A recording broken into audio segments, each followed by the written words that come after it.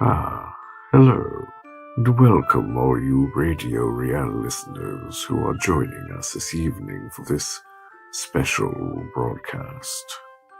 I've been reading all the cards and letters which our regular listeners have sent in, and it would appear that some of you are very unhappy with the lack of holiday spirit I have been displaying over the past few episodes. Well, let me tell you that old Osgoode is not entirely without the Christmas spirit. I've decided, as a special treat, to read a story for you as a holiday bonus. And in my infinite benevolence, here to help me read it is one of the editors, Kevin. Now, as our regular listeners know, I've been doing a little work on Kevin. I see the scars are healing actually rather nicely, so perhaps we can get him to speak for us. Are you ready, Kevin? And all you girls and boys at home, are you sitting comfortably? Good, then we shall begin. This story is titled All Through the House by Joachim Heindermans. Billy, whispered Leah. Billy, wake up. What? Groaned Billy.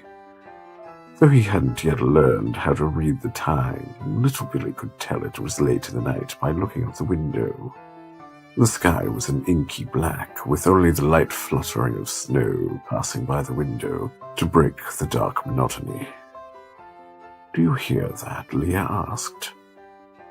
Before Billy could even ask what she was talking about, a thumping sound from downstairs chased away any sleep he still had. He looked his older sister in the eye, both of them silently agreeing that the sound could only be one thing. Santa was here. Without saying another word, Billy and Leah slipped their feet into their slippers and slowly left their bedroom. They walked carefully so the floorboards would not creak. With a gentle pace, they crawled down the staircase. Leah halted before she reached the bottom and crouched down, peering between the wooden bars of the banister. Billy expected to see a large smile plastered on her face, delighted by the sight of the jolly old elf eating the cookies they had lain on a plate before they'd gone off to bed. But there was no smile. There was nothing. Leah stared blankly into the living room, her mouth open slightly. When Billy caught up with her and looked for himself, his blood turned to ice. There, in front of the Christmas tree, carefully holding an ornament between two elongated claws, stood a thin skeletal being. Its bright red skin hung loosely from its thin and brittle-looking frame. A small turtle-like head on top of its long, thin neck moved from side to side, mesmerized by the glass figurine. It was a little Mickey Mouse, dressed in a Santa suit, and crossing off names from a list with a long feather quill. It held the mouse to its face and opened its two large nostrils, which up until that moment had not been there.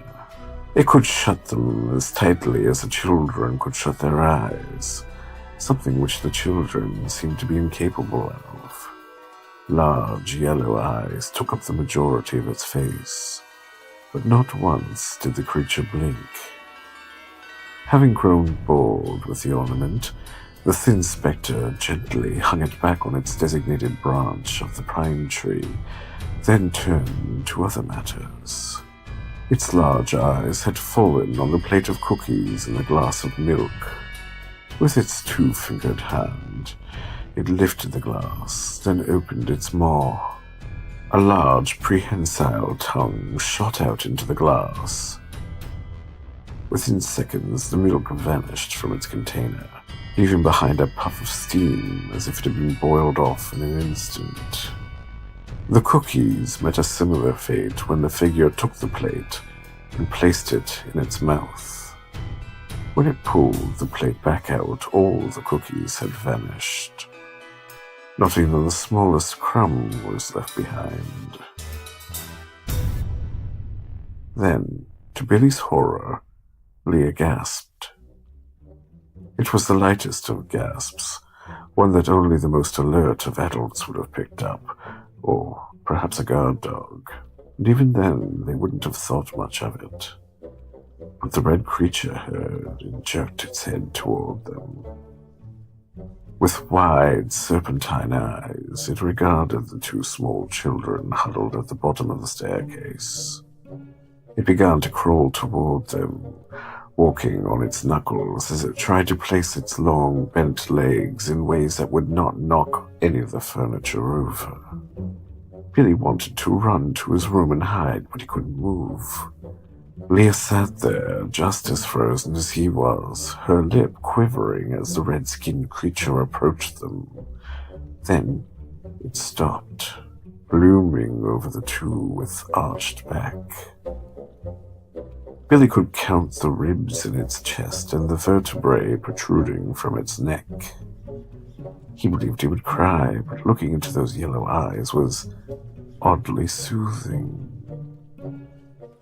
It turned to Leah. Leah, It groaned in a hoarse voice. Good.